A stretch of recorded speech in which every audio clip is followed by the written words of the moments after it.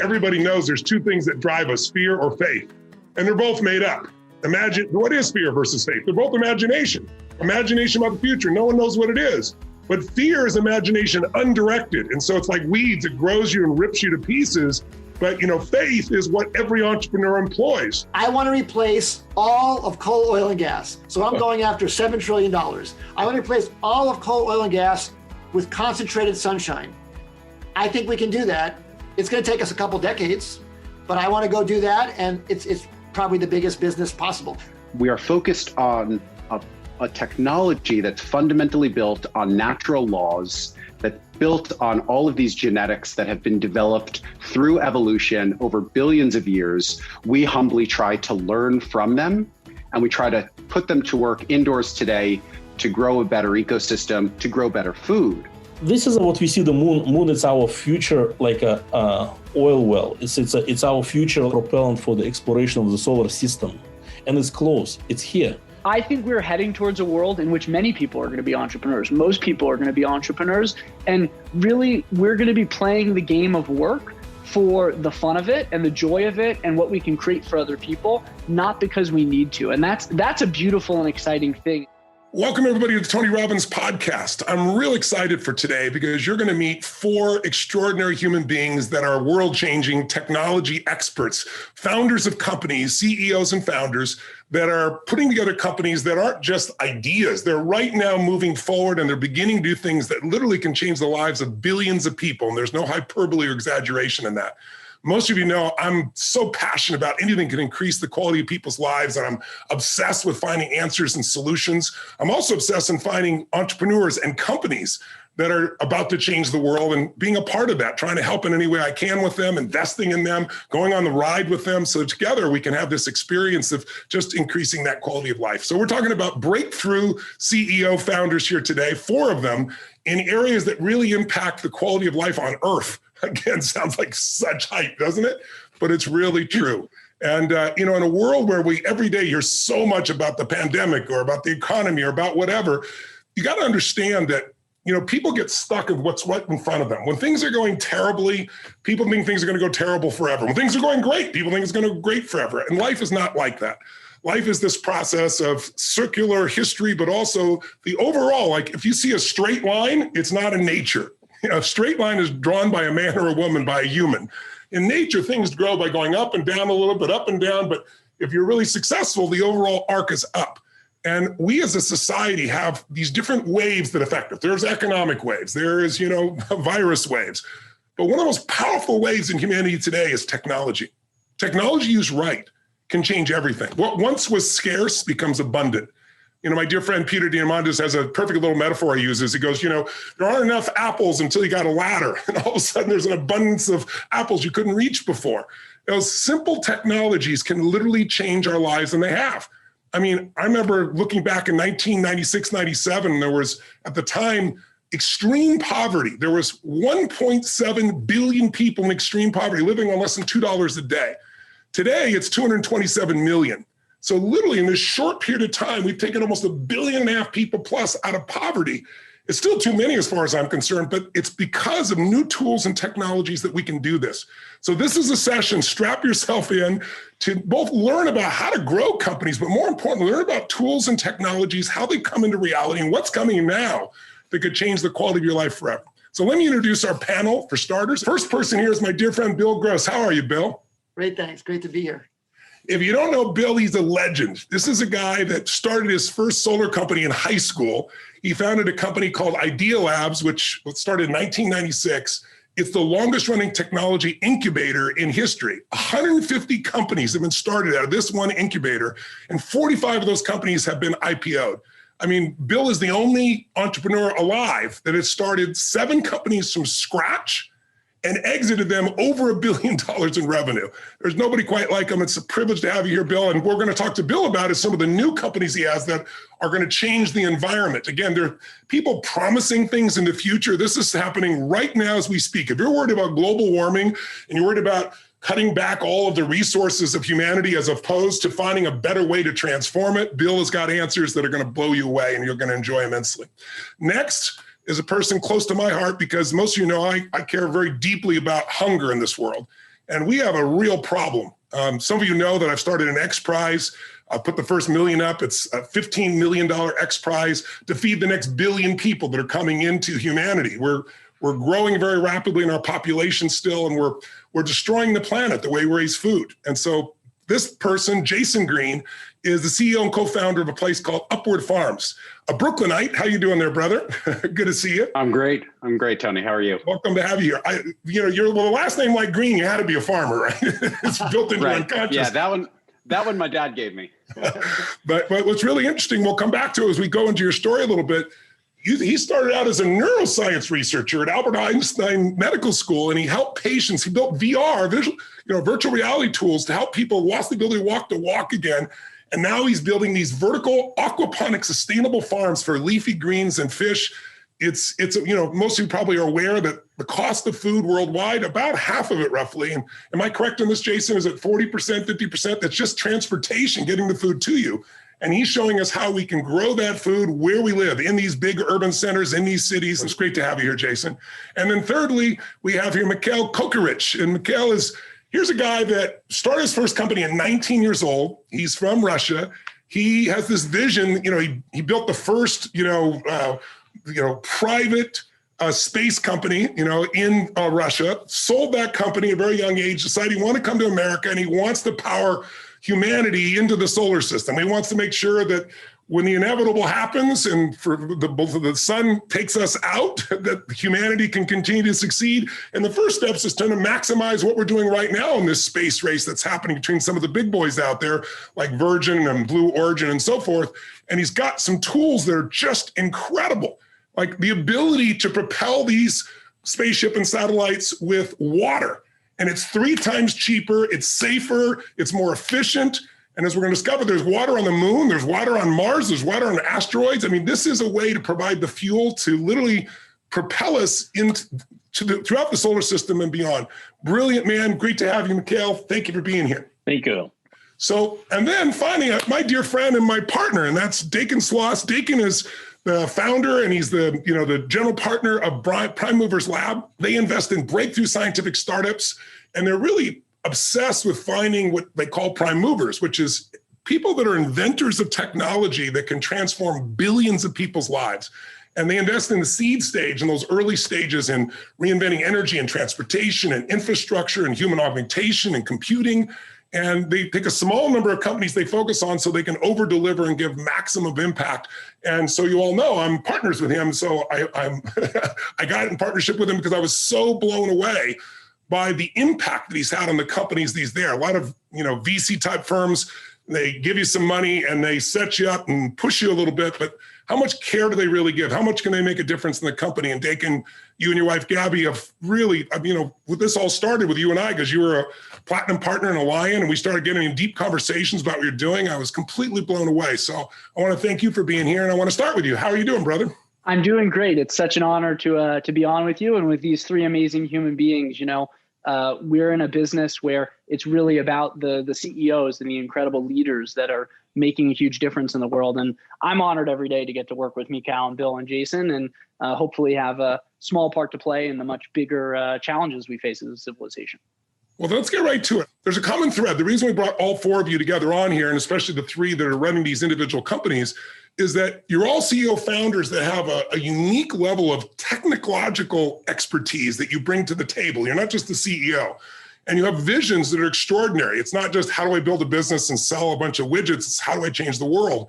Lots of people say that, but you are all in stages in your company where it's no longer a vision. You're starting to maximize and make that happen. So I'd like to start by asking each of you one at a time, can you tell me just a brief aspect of how the story of your company, how it came about, and what's unique about your company? What are you really trying to build today through this company? And I think we'll start with you, Bill, because, just to remind everybody, Bill's a guy that's built 150 companies, right? These are companies across every area you could imagine, different industries. And Bill, you've seen so much of these last 24 years since you started, your Idea Labs format. Tell me, there are 3 companies. We'll talk about some in the depth. I know you want to talk about Heliogen, but if I may, there's 3 companies that you have evolved that all have to do with changing the environment, right? And the environment there is, one of the challenges we have, most of you know, is that today, solar and wind are actually cheaper than petroleum for the first time in history, but there isn't the storage capacity. So I'm wondering if you might talk a little about the storage company, and then secondly about Heliogen and what it's providing. And then thirdly, just a little bit about carbon capture. I know maybe just an overview of how you came to be in this position and what it is you're trying to accomplish. Well, thank you, Tony. I really feel that what you said earlier is maybe the most important thing on Earth right now, which is help the planet in every way possible. You talked about lifting people out of poverty, lifting 1 billion people out of poverty. I think that the number one thing that can lift people out of poverty is low-cost energy. Low-cost energy is what has made civilization possible. And the challenge has been, we've been getting our low-cost energy by burning things. If we can get our low-cost energy in a renewable way, then we can really have unlimited amounts of it and not cause any harm. Yeah. So I got very passionate about all the side benefits that would happen if I could focus my mechanical engineering talent on the energy problem. And I'm thinking about it from a standpoint of just making the world better, not even worrying about the benefits on climate change, or you don't even have to believe in climate change to believe in just giving people a better life. Yes. And energy can give that to people. So I feel like if you look across all the United Nations development goals to give people freedom and security and education, all the things, energy is behind every one of them. So I feel like there's a lot of leverage there. So that got me excited about making low-cost solar energy that could be around the clock, low-cost materials that could be made from the sun. So cheap, better concrete, better steel, better aluminum that can be made with concentrated sunshine. And then, as you said, energy storage, because we can now make energy for the first time ever, cheaper than fossil fuels, but it only comes when the sun is shining or when the wind is blowing. So if we can hold on to that energy to when we need it, like after the sun goes down, or to have it on demand. So making cheap energy storage turns out to be very, very hard. Like batteries are very, very challenging to make them cheap enough on a bulk scale. Batteries are now cheap enough to be used in cars. Well, first they were cheap enough to be used in our devices. That was easy. Then cars, that was next challenging. But to make batteries cheap enough to power the entire grid, that's really hard. So I started looking at other ideas, other ways to store energy, and we came up with this gravity method that is Energy Vault. And if you might mention, we'll go in depth later on, but Energy Vault, explain to them how simple it is and how you came up with the concept, you and the team, the idea of the most effective way of getting energy in the past, at least the least destructive has been, as I understand it, when you're using hydropower. Tell them what a simple idea it is and let them know how big it's grown, like the size of orders you're getting now for this simple solution that can allow us to have energy 24/7 from the sun. Well, most of the energy in the world today is used as it's made, meaning 99% of every electron made by every generator in the world gets used as it's made, and only 1% is stored. But that 1% is currently stored by pumping water up a hill. Basically, you look around the earth for a mountain where there's a reservoir on the top and a reservoir on the bottom. You fill the thing with water on the bottom. When you have excess energy, like when the generators are producing power that people don't need, you pump water up the mountain to the top and you sit in that reservoir. When you want to get it back, you let the water flow back down, turn a turbine the other direction, make electricity, and you get 90% of it back or 80% of it back because of friction losses. Well, the problem is that's relatively effective, but all those mountains are used up. Everywhere where there's a reservoir up there and a reservoir down there, someone's bought that and turned it into what's called pumped hydro power, where you pump it up and then get it back.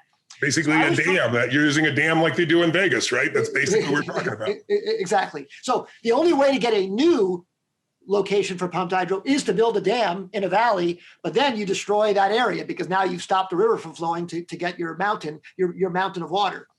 So we were trying to figure out a way, how could you simulate that, but without destroying any land and without needing a mountain?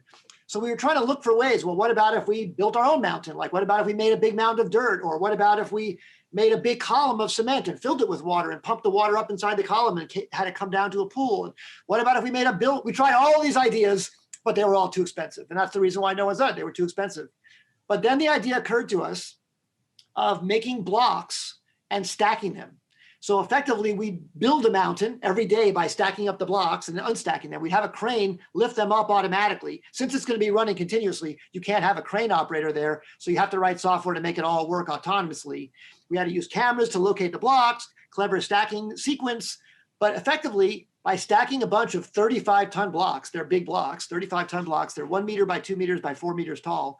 You can build a 25-story building each day with extra energy, and then unbuild it each night when you need the power back. And it's actually cheaper than pumped hydro. And you can put it anywhere because you don't need a mountain, because effectively we're making a mountain every day. So for people to understand, imagine a crane where you're using solar power, and that energy that you have available in the day, the crane lifts these giant blocks, and then at night it releases them, and that churns the turbo just like you would if you actually had, an entire dam, and you have that electricity available to you, and the efficiency is cheaper than any other source you've got. And what kind of response have you gotten from the marketplace in this so far? It was incredible. First, people said we were nuts. In other words, it was a crazy idea, but a lot of good ideas start out like that. Like a breakthrough is a crazy idea up until it crosses over. That's actually a great line for Peter Diamandis. What you want to find is something in technology that can solve a big problem, but that does seem a little bit crazy until you prove the science of it. So we built the first prototype to show that it worked. We built a full-scale version to show that that really worked and delivered the economics and efficiency. And each unit stores 35 megawatt hours, which is like enough for a whole city. And each one of those units costs about $8 million. And we got orders for 12,000 of them, 1,200 of them. So $10 billion of demand for that system, like in no time. So it really is amazing how much global demand there is for energy storage. Really, really. You can do this in the desert. You can do this anywhere. That's the beauty of this. The power of it is the elegance, how simple it is, how efficient it is. And it just, when we talk in you more depth, I want to talk about how you guys come up with these types of answers. So they don't just happen overnight. You keep iterating. That's been your history, Bill.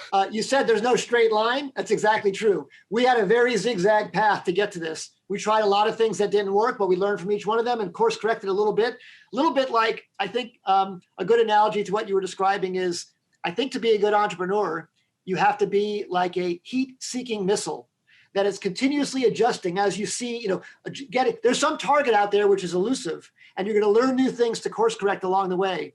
And that's what we tried to do with this idea, and it really worked.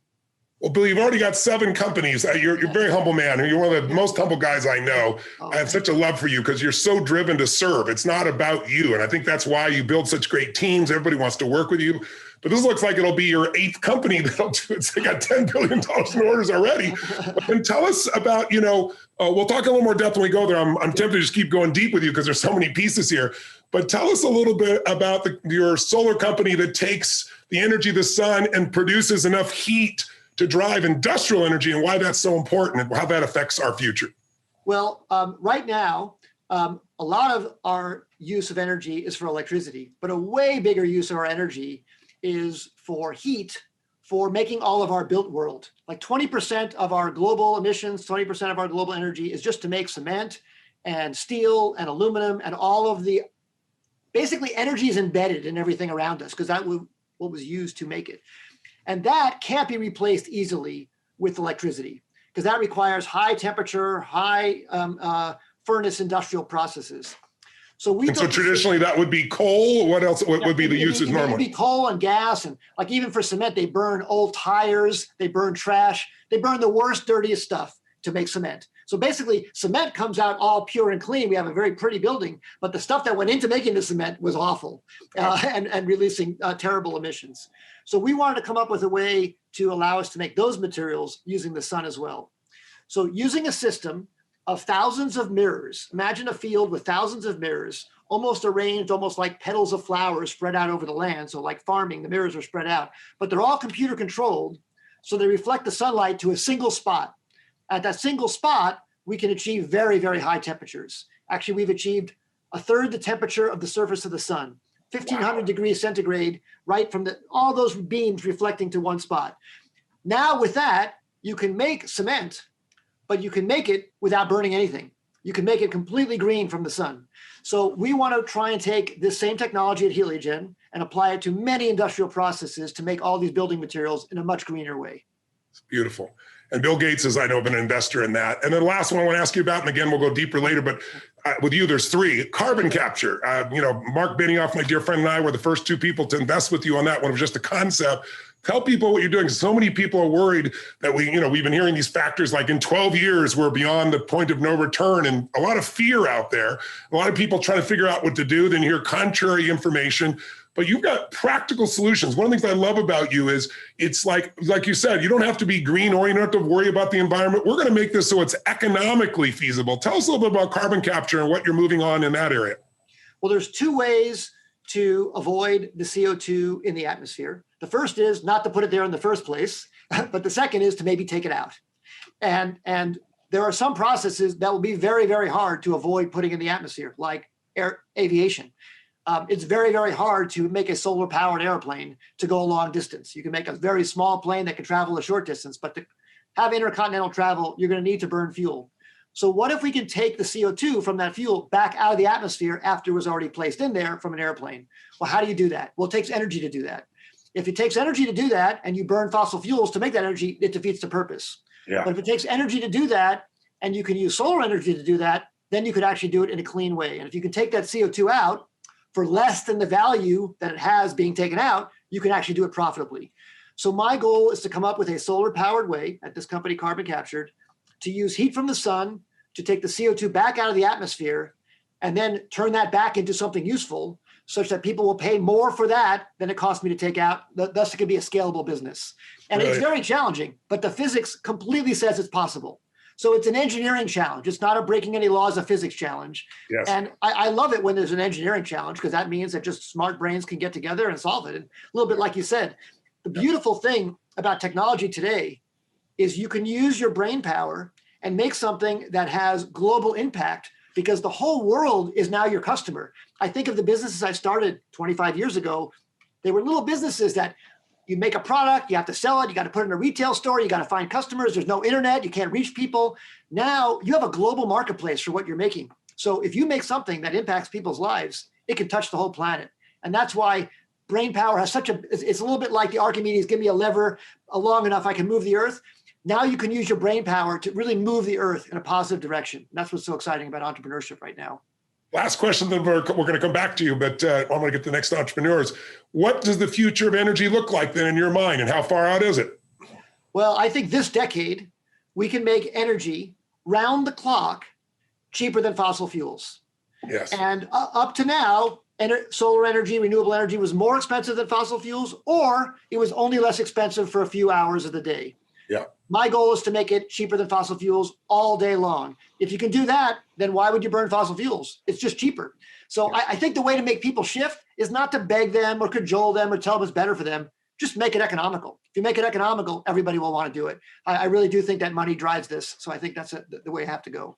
It really does, because you see things like California where, they've been trying to be a lead in the country by creating regulations about using green and renewable fuels. But then you see all these blackouts that are occurring because they don't have the storage capacity that you're now providing. That alone changes the game. That's very exciting, Bill. I feel privileged to have you as a friend and a partner and seeing what you're doing, being on the cutting edge with it. And I'm really excited for people to hear a bit more from you. Yeah, let's pop now and let's talk here with Jason Green. Jason, tell me a little about your history, if you would, and how this came about. Because as I alluded to earlier, share with us a little bit. You were researching neuroscience. You're going to become an MD, a PhD, and you created VR work to help people learn how to walk again. And now all of a sudden you're creating vertical farms and aquaponics. Tell us a little bit how that came about. It's and Tony, thank you for having me. It's a little bit more connected than it seems. Biology at its core is, whether you're looking at a plant or you're looking at people, there's kind of fundamental laws that govern performance. And the work that we were doing in a medical context was we were developing these environments where we were controlling everything that the patient could experience. So for a patient who had lost the ability to walk because of a non-spinal cord injury, so let's say that they lost the feelings in the bottoms of their feet. Now, imagine walking around the world if you couldn't feel your feet. How would you know when to pick it up or put it down? Or imagine if you had constant vertigo. So you basically, you're lost at sea all the time. What would you do if you couldn't feel your relationship with gravity? How would you know when you're standing up straight? And so what we would do is we'd create these environments where we were controlling all of that through virtual reality for patients. So we were creating a visual environment that was showing them, it could be chasing a bullseye, or it could be their body as an avatar. And by playing with the sensory environment that we were showing these patients, we could attune them so they could be more sensitive to, for example, if they lost their inner ear equilibrium system, they have constant vertigo, we could train them to rely more on vision. And so it was through that process of creating these environments that ultimately brought me to indoor agriculture. You know, the fundamental argument in indoor agriculture is the same. You've got this biological thing, in this case, a plant instead of a human patient. And as an operator, you're controlling everything around the plant. You're controlling the temperature, you're controlling the light, you're controlling the humidity, you're controlling the nutrition environment. So you're creating the sensory environment for the plant. And having come from designing environments around improving the performance of the most complex system in the known universe of the human brain, how you could do that for plants was pretty straightforward. And coming at it from the angle of a computational biologist, the key thing is you have to figure out how that system computes its environment. How does it take that information in and turn it into meaningful outputs?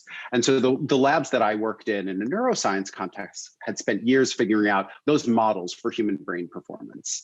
And a lot of the companies in indoor agriculture are developing these models around plants. And what we felt was missing was this concept of the microbiome. The microbiome is this invisible layer of bacteria that lives in and around all living things. And it can account for up to 90% of the genetic activity of organisms. And so what we felt was missing when you try to design an indoor farm that can produce extraordinary quality product at below the cost of field production, and that to Bill's comment about making it economical, that to us is the only role that indoor agriculture, vertical farming has in the market, is if it is a more cost-effective solution than what's coming out of the field. Otherwise, you're never going to make that transition. To us, it was developing not just that model around the plant, but developing these whole ecosystems that could cultivate all the microbiology that you find in well-managed soil, because that's where all the processing is happening in biology. And you're doing this with like 90% less use of water. I mean, I've been looking because of wanting to feed people around the planet. And even when we're putting together our $15 million X Prize to feed the next billion, one of the first things I looked at was vertical farming, because you want to get these in cities all around the world where you've got concentrations of so many human beings. And no matter what I saw, nothing was practical, nothing was pragmatic, nothing was even within the reach. And you guys are already starting to do this at a point, it sounds like, where the cost effectiveness makes it worthy of doing, not to mention the quality of the product. But how are you using so much less water and doing this and yet having a full-blown ecosystem? Can you give us a little hint of understanding? Yeah, so the full-blown ecosystem here is, what's happening in an ecosystem. You've got animals, plants, and microbes, all that invisible stuff, what I call the microbiome. That's what's in an ecosystem. And so in our ecosystem, we're cultivating fish, and those fish are not only a source of protein, and the world needs more sustainable protein. Fish consume, or to grow a fish for protein is a fraction of the carbon of producing, whether it's chicken or beef. All those terrestrial animals use a huge amount of energy, produce a huge amount of carbon. Fish, it's a tiny fraction, between a 30th and 100th of the energy to produce a pound of protein. So we're cultivating. The challenge, of course, is we've overfished much of the oceans. We're seeing that already happening. With another billion people, we can't support it. And also, there's so much pollution. I had mercury poisoning to the point I was rushed to the hospital because I was very disciplined, just salad and fish. But it was swordfish and tuna, which they're like 50, they grow to an older age. They acquire all the mercury from the smaller fish. So you're developing mercury-free fish. You're putting yourself in an environment that's cleaner. There's no E. coli. It's pretty extraordinary. Clarify that if you would. Yeah, so because we're able to control everything about the environment, from the water conditions to the feed. What the issue with tuna out in the wild is, tuna's at the top of the food chain. So it's eating all the things that have eaten all the things that have eaten all the things. And so you end up with mercury poisoning, right? Well, what if you could grow that same fish, but control the feed that it's getting, ensure that it's the highest quality food so that so you don't have pollution, so you don't have heavy metals like mercury. And that's what we're able to do with indoor agriculture. And so our ecosystem starts with fish.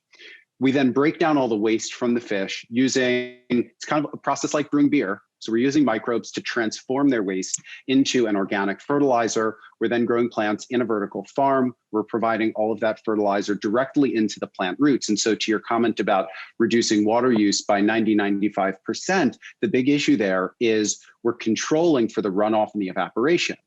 We're applying the water that has the fertilizer that's irrigating the plants directly into the roots. And so you don't have all that water loss into the ground or into the atmosphere. Oh, it's amazing. What does the future of food look like to you? Your vision? I think it's a lot more delicious. I like that. It's not just efficient, but delicious. I know that's one of your passions in life. The future of food has to be more delicious and more affordable than it is today. And for us, we really started with, if we are going to enter the indoor agriculture market, it has to be cost competitive. It has to be a better option than what's coming out of the fields. Quality, of course, safety, of course. It has to be something that the consumer, that you and I want to eat for dinner. But if it's going to make a change to the marketplace overall, it's got to be more effective. So I think that what we're going to see in terms of food is it's going to be an improvement in the flavors. It's going to be an improvement in the nutrition. It's going to be an improvement in texture.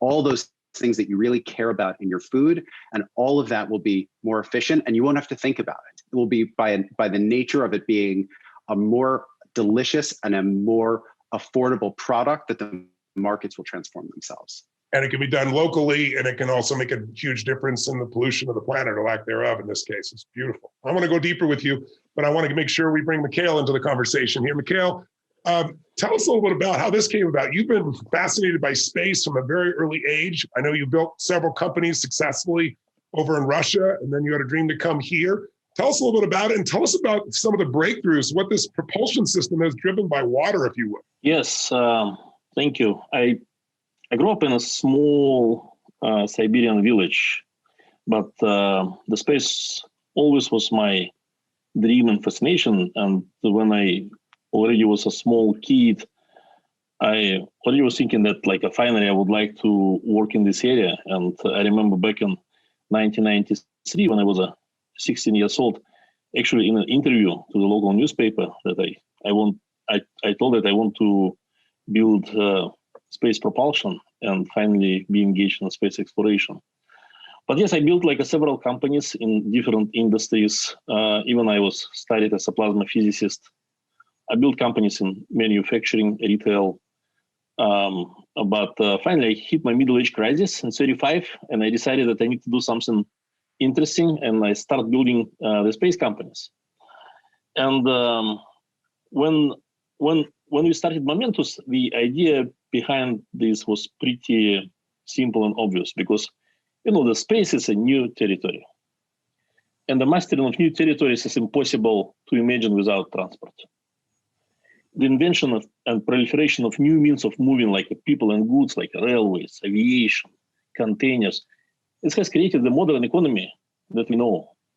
Space exploration is not an exception. But the physical nature of this territory creates enormous challenges.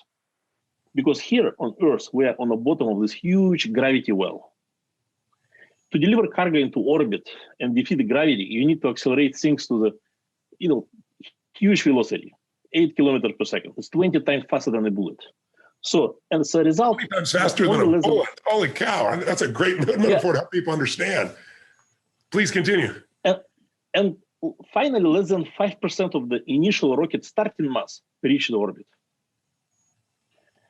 So the answer actually lies how to make it cheap. It's lies in reusability and in mass production. But the tyranny of this rocket science, they basically contribute to the large rocket sizes unnecessary. And it drives the strategy for companies like SpaceX and Blue Origin, who developing huge, big, gigantic reusable rockets, like SpaceX developing like Starship or New Glenn. And we will see this launch cost into space that will be just a few $100s per kilogram, and will open a lot of opportunities.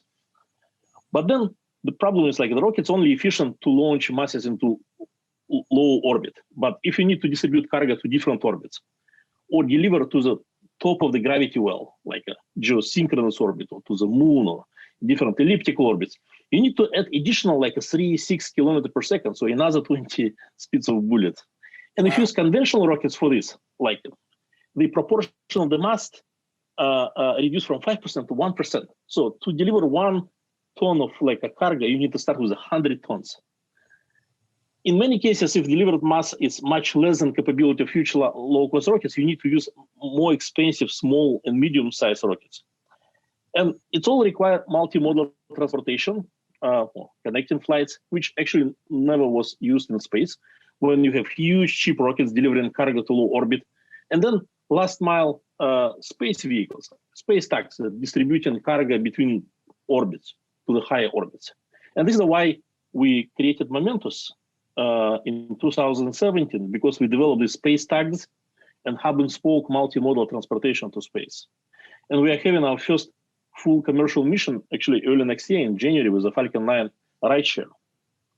But the main challenge, how to build these space tags and this technology very cheap and very low cost.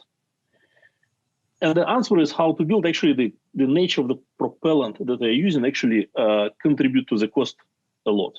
If you use like a chemical propulsion with its cryogenic liquid oxygen, it's expensive. If you use this like high pressure xenon, which is extremely expensive, it's also like expensive. So we come with the idea to use water as a propellant. And it's not only make our vehicles extremely cheap. I like to tell that our vehicles look like from Mad Max movie. So actually it's simple. It's damn simple. There are no moving parts. But also the water is most common mineral in the solar system. You have water everywhere. In the moon craters, you have water in the asteroids. So it means we're building technology that not only have these short-term advantages, but long-term, because we have this gift given by us to us by the solar system process of evolution, the water. And we build this long-term sustainable way how humanity can move to this new element, to the solar system, to the space. And what is it? How does that affect the average person? If I ask you, what's the future of space? What is Momentus really trying to do? And how will that benefit the average person so they get a perspective as well? Like, why do you want to create this? And what's it going to do for the average person here on Earth? You know, the people actually do not sometimes underestimate the value of even existing space technologies. Let's imagine that tomorrow will happen some solar flare and all satellites will be disappeared. Actually, it can happen, by the way. It's like there are some probability that in case of the big solar flare, all satellites will be wiped out. What will be in this case? It's not only you will lose probably your like a TV connectivity, you will lose like a signal of the precise time, so all the cache machines stop working. You will lose like a GPS signal, so there are no navigation, there are no paper maps, and then people cannot use, Uber Eats, DoorDash. It will be hunger all over, like because people cannot now like get the food. I mean, we so much living with this, but actually it's not enough even now like a space sensors. For example, it was a huge forest fires in California, and I was a CEO of one of the largest forest company in the world, and I knew that if you can detect the forest fire within 1 hour after it started, you can actually easily to fix it with just helicopter or with drones. But now there are no satellite constellation that can detect it within 1 hour. It can take maybe once a day. Or for even agriculture, I mean, to collect data about soil moisture content, there are no a satellite constellation that collect this data. I'm not talking even about internet. We're living here in the Bay Area and we don't have cellular coverage in some places. So there are no internet. So hopefully with a Starlink and other projects, it actually create a new category of services. Space economy is pretty small now. So just $400 billion. It's 0.1% of global GDP. But what we believe that we are on the verge of this new big gold rush in space. And it will be many applications and many new users that can drive this economy to become $1 trillion and change all our life. Wow. And again, I want people to know this is not something that you're dreaming about. You got contracts at NASA. I saw your stock just dropped almost 30%. Is that right? Was that the number I saw? People are starting to jump on and say, wow, he's got a technology that can make us have space travel be so much cheaper And also all these resources, moving satellites around, there's so much space junk people don't realize that's out around the Earth now that's starting to fall into the atmosphere. It's starting to become a real issue, but no one's even thought about space trash before. But you have the ability to propel and move things in a different position or capture them. So it's pretty darn exciting what you're doing. Yeah. So if I asked you the future of space, what does that look like coming through your eyes as a pioneer working with these other pioneers? I think the final future of space, that it will become more self-sustainable. So people will use the space and space applications to do many things, for manufacturing, for like energy production, for data mining, for asteroid mining, for getting all this like rare and precious metals from the moon or from other asteroids. And it sounds like a fiction, but actually we see that the number of satellites that launched, like 10 years ago, it was launched 70 satellites. This year, up to now, it was launched more than 1,100 satellites. Wow, 1,100 satellites this year alone. That's wild. Just this year alone. And 10 years ago, it was launched just 70 satellites a year. And this just now, like it's 1,100 satellites alone this year. How many satellites are around the Earth right now, circulating around? Do you know? Around 10,000.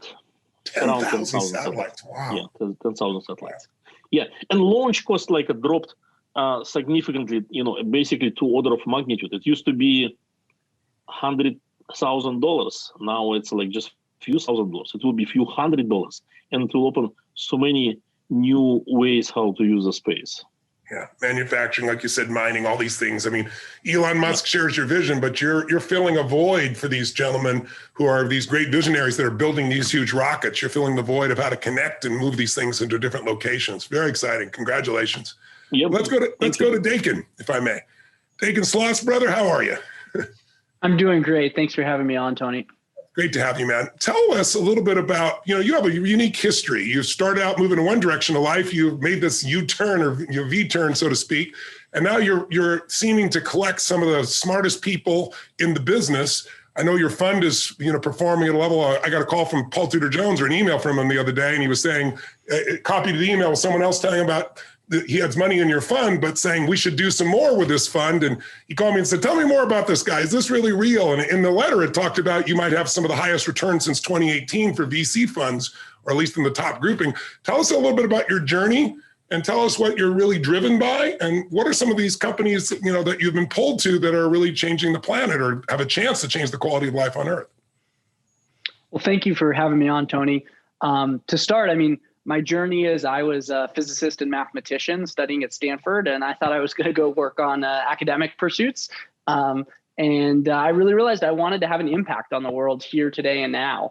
And the way to do that is to build companies like Mikhail and Bill and Jason are doing. And I previously built 2 tech companies. And my experience was I was actually sitting in the hot tub with Gabby and talking about how broken VC is. And I just wrote a blog post about this today. The notion of founder-friendly VC today is someone cuts you a check and leaves you alone, which tells you what the other VCs are doing, which is messing everything up by getting in your way and giving you advice about stuff that they shouldn't be giving you advice and thinking they have the answers ultimately. Yeah. And, I as an entrepreneur was kind of complaining about it. And Gabby's like, you're an entrepreneur, go build a product that fixes this. And Prime Movers Lab is the product that fixes it, because we're actually actively engaged in supporting our founders. And at the same time, we're humble enough to know that, if you've heard the things that they're building right now, nobody knows the answer for how to build these things. We got to figure it out together. And we can kind of take, expert lessons. We've taken a lot of lessons from you, Tony, and that they've applied that help them accelerate. But we've got to figure out how to apply it, because these are such brand new contexts. And so, at the end of the day, the thing that motivates me is each of these companies has the ability to radically improve the quality of human life. And I think we do get bombarded by so much negative news, but at the end of the day, this is the most exciting time to be alive. If we compare to what it was like to live 100 years ago, 500 years ago, 1,000 years ago, the quality of life today is already outstanding and extraordinary, and it's due to technology. And in the next decade, the level of improvement in the average human being's life, and in the next 30 years, kings would have killed to be poor today. It's just so incredible. Yeah. I always tell people that. I always say, listen, a pharaoh, what would a pharaoh have given to be able to fly, right? To go to someplace in a few hours that we complain about sometimes instead of a few months or years or never. What would they, a pharaoh couldn't afford to have someone make you a 2-hour movie to entertain you for $150 million. And we paid $10 for it today. Like, people have lost track of how great life is. So, tell me, what kinds of returns have you seen by finding these early stage companies and what all these entrepreneurs have said? Maybe I'll put a link for those interested to know more about what you do, because I encourage you to make a video with all these founders telling about what you've done. And it's mind-boggling how you brought the key resources they've needed, not just the capital, but the resources, the people, the elements to really grow their businesses. Tell us a little bit about what kind of growth are you seeing in your fund, and what is your vision going forward? Yeah, I mean, we are fortunate that our first fund is on track to be one of the best performing funds of 2018, if not the best performing fund of 2018. It's too early to tell.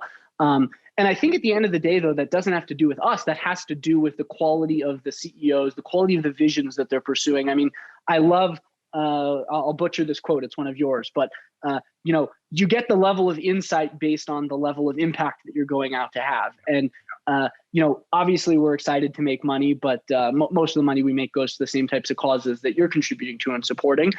Much more important is that impact that we can have. And amazing human beings have shown up in our lives because of the impact that we're going to have and because of the contribution that we're going to have. And I think, people get this idea around impact. Like, I wouldn't call it we're doing impact investing, because I think the term has been tainted by a lot of people who went out to go fix a problem, but didn't think about the economics in the way that Bill, for example, is thinking about the economics. There was a whole wave of clean technology that didn't deliver on the promise because people were on starry-eyed visions, like, no pun intended, out in space. And the amazing thing about what we're doing is it's all backed up by science. It's all backed up by hard facts. It's all backed up by cost models where we can see the unit economics of these companies, and we can understand this is not just going to work. It's going to be wildly profitable for their partners, their customers, and for everybody around them. And I think that combination of big vision with really grounded in what can we deliver in the next 12 months? What can our revenues be? What can our unit economics be is important. And it's something that has been divorced in VC, where you get these big visions, but they're just not actually tied to anything real. I think a lot of, quote, impact investing, like you said, was people saying, I'm going to invest in something because it has the promise to make a difference. But as you said, there were no cost models. And so the returns on many of those have been mediocre, to say the least. And so what I love is this combination of being driven by impact, but with the hard science to show that you can scale something, and then figuring out, as Bill does, and all three have been doing, how do I make sure that you don't have to care about impact to use this technology? You want to use this technology because it's cheaper, better, faster, and that's what gives you the competitive edge. Listen, all of you have built companies from scratch that have tremendous potential. Lots of people have visions, but rarely do people realize those visions. All of you are realizing them right now. You're already realizing them on a huge scale. Some of you have sold previous companies. I'd like each of you, and I'll start with you, Dakin, because you see the common pattern. No, maybe I'll end with you because you see the common patterns. Let me go back to Bill.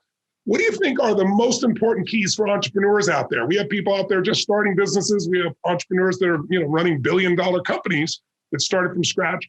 What do you think is the difference between the person that envisions it and finally executes it, which is such a small percentage, and those that, keep dreaming about it, they're excited about it, they work at it, but they never get there?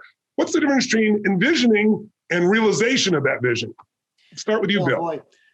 I like small questions. Yeah. Yeah. Because anybody asked Bill, it's you, 150 companies, right? 45 IPOs, First of all, you have to be passionate about what you're doing, for sure, because that's not enough, but it's a requirement. Because no matter what you do, you're going to face hard times. And, if you're doing that zigzag path, making it through the zag is challenging. There's always going to be some valley of death in between that you have to cross. And you have to be passionate to make it through that. So that's a given. But more than that, you have to build a complementary team. You have to get people who have the other skills that you don't have. And I know when I started out in business, I was looking for people like me, people I liked hanging out with. That I needed to find more people that weren't like me. I needed to find people who knew how to run the trains on time. I've got big ideas, but you have to execute. I had to find people who knew how to keep the books and keep the payroll and get the rent and all. So I need to find other talent, and I need to find people who were glue between people who didn't work well together. I needed to make people work well together. I had to learn those talents myself, but I had to get those talents into the company first. So surrounding yourself with complementary skills is very, very important. I would say the biggest thing, if you want to make a business, though, really that has a world-changing impact, you have to do something that other people aren't doing. Like you're hearing that from every idea you're hearing from today. We're all doing things that are a little bit contrary to the way other people are doing things. Yes. And so you have to be contrary but right. Like it's very easy to do something the same as everybody else, and you could be okay, but it's not gonna. You have a lot of competition because everybody's doing the same thing. You can be contrary and wrong. That's very easy, but you need to be contrary and right. So I think that a very important part of making a successful business, and I always love looking for this in everything I'm working on, is what's my angle? What is the new thing that I know that's different than what other people know, that they don't believe yet, but will be true? And I'm going to go make it true. Like I have something that I figured out before most people have figured it out. And so looking for that essence in your business is very valuable and I think important to make something impactful. It's not easy. That's a very high bar. Like you don't come across those every single day. Yes. But taking your idea and looking at it over and over from different angles and figuring out what's my twist, where everybody else is going this way, how can I go a little bit this way where they're not going yet, but that's still correct. I'm not doing it just to go different. To just be different from everybody else, that doesn't count. Yeah. But it's got to be different and better for a reason, and understanding that reason and then doubling down on that. So I think that's very valuable to make a business work, and I try and look for that all the time. That's beautiful. I think one of the biggest mistakes people make is the one you started with, which is they surround themselves with people who think the same way because it's encouraging, but you need all those different hats on your team in order to get the job done. And also your point, I actually teach this to business owners. It's like, if you do what everybody else does in your industry and you do it significantly better than everybody else, you get a micro improvement. Right, exactly. But if you do something that no one else is doing in your industry and it works, or it has an advantage that's coming, you get a geometric advantage over everybody else, and you become the brand in that industry. And you've done that over and over and over again through many industries. When we come back and we're talking just with you, by the way, I want to prepare you. I want you to share the story of Google and AdWorks, because people have no clue that you're the one that really got that ball started. And it's an interesting story. So I'm going to call on you for that later. Just plant the seed in your head, if I may, Bill. Mikhail, let me ask you, let me pop over there, because you come from a different culture initially in Russia and so forth. Tell us, what do you think is the difference between those people that dream about things versus those who actually realize it? What are the components that make the difference between those that dream and those that perform? Yeah, this is an excellent question. We all see in our career experience people with a bright spot who has like the different combination of the qualities, but sometimes it's difficult for them to become entrepreneurs. And entrepreneurship, it's different than even leadership. I think like entrepreneurs usually have inside themselves like several persons, like a little bit schizophrenics. We're all a little bit schizophrenics, because from one hand, we should be in order to move forward, because there are value of moving forward and making mistakes rather than sometimes thinking, because you are learning from mistakes, and you will have a lot of failures. You will have a lot of setbacks. So you need to be stubborn, insensitive, thick-skinned person. Otherwise, this like a constant failures, just they will destroy you as a person. But from another hand, you need to be sensitive and tender to people, to new ideas, to like everything what's happening around, like market, people, and to be one person with this like a two sometimes very discrepant, contradictory qualities. It's pretty rare. I mean, and this is probably the reason why it's not so many people actually can be entrepreneurs. For many, it's really hard. It's psychologically hard. It's a very painful. So the first is the capacity to push through those failures and learn from those failures, but also not to get stuck with one approach. Because I've seen a lot of entrepreneurs, they get stuck with one thing. They believe it's the right thing and they don't stay open to new ideas. It's my idea or the highway. And I know, Bill, I see you nodding your head. We both have seen so many companies where they had brilliant ideas. And if they just It wasn't enough just to persist. It was the capacity to test and retest and be willing to fail and call failure learning, which is what it is. It's failure when you don't learn anything, right? But if you learn something, you move forward. But that combination, Mikhail, I know you've done. It's the only reason you've succeeded at the level you have, because you've constantly made those corrections to get where you want to go, to find these tools that can literally change the way we travel through space. Jason, how about for yourself? You've looked at things from the medical perspective. You're looking at now from an environmental perspective, the human perspective.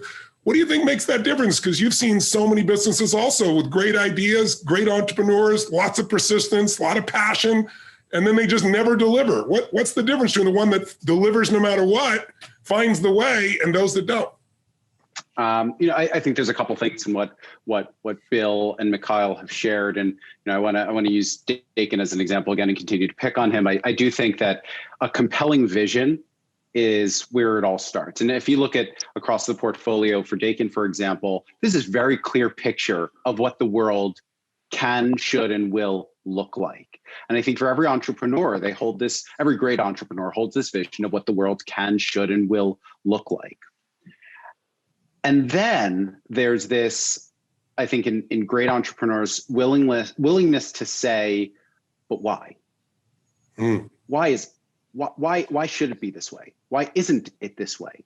Like this, you can call it there's a great book, Start With Why. There's first principles thinking, but I think great entrepreneurs try to understand why it is, why it can be, why it should be, why it will be. And then there's this matter of vulnerability. I mean, you Tony, talk about, not just that everybody needs a compelling future, but also, you talk about rip it open. And I think entrepreneurs who are really there to play are there to say, I'm here to do this. It's not about me. It's about this. And it's about learning every day, and it's about being wrong, and it's about supporting others and not being the star of the show. And you have to be willing to a certain degree, like be willing to lose yourself to become something better.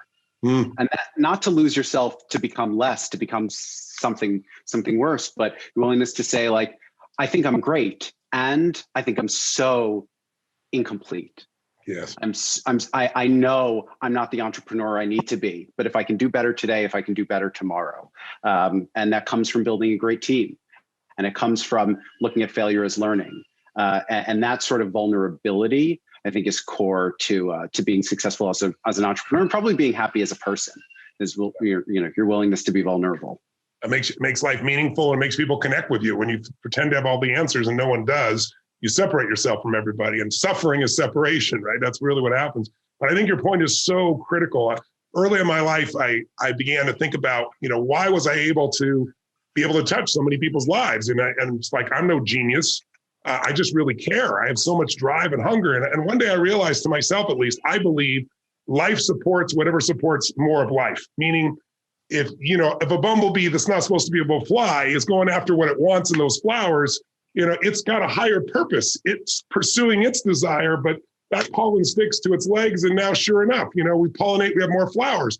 Kind of like whatever you want for your life, your desire, de sire in Latin means of the Father, your desire has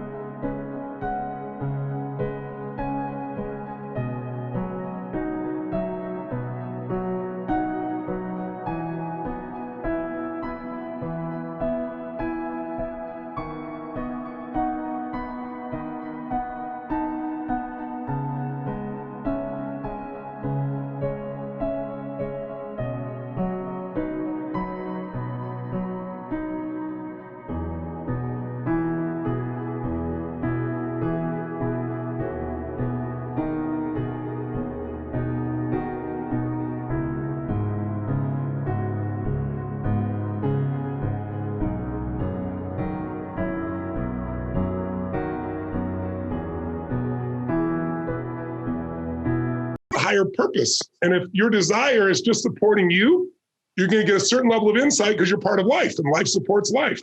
But if your desire is to help a family, now you get a different level of insight. If your desire is to help a community, and not what you tell other people, what your desire is, what your driving force is, you get a different, and if your desire to help humanity, which all of you have in common, as I do, and it's not what you position. I've watched how you all live. Anybody can watch how people's lips move. I watch how their feet move, where they put their money, their time, their energy, their focus. And all of you have dedicated your lives to this. So when you're trying to help humanity, regardless of what anybody else thinks, you know it.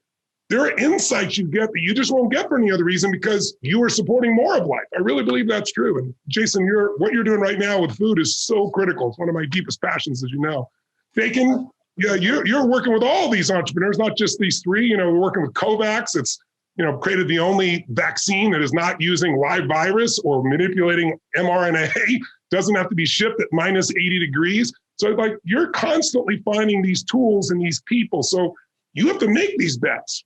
What do you see? What have you done? And what do you see the most successful entrepreneurs do that succeed in spite of all the challenges versus the ones that have great ideas that die? I'll say first off, I actually don't think I was a particularly great entrepreneur. I was very focused on me when I was an entrepreneur, and that created a lot of limitations. And I could have had a much greater level of success if I was in the current orientation that I am, which is about service. And I'm really a servant to these three people and the CEOs of COVAX and many other people. And at its core, there's only one thing that all companies that have succeeded have in common. They didn't give up. And that's like the starting ingredient. And so we look for people who have run into walls, and what they hear when they hear no is, oh, you haven't figured it out. I have to go figure it out. So that's the first step.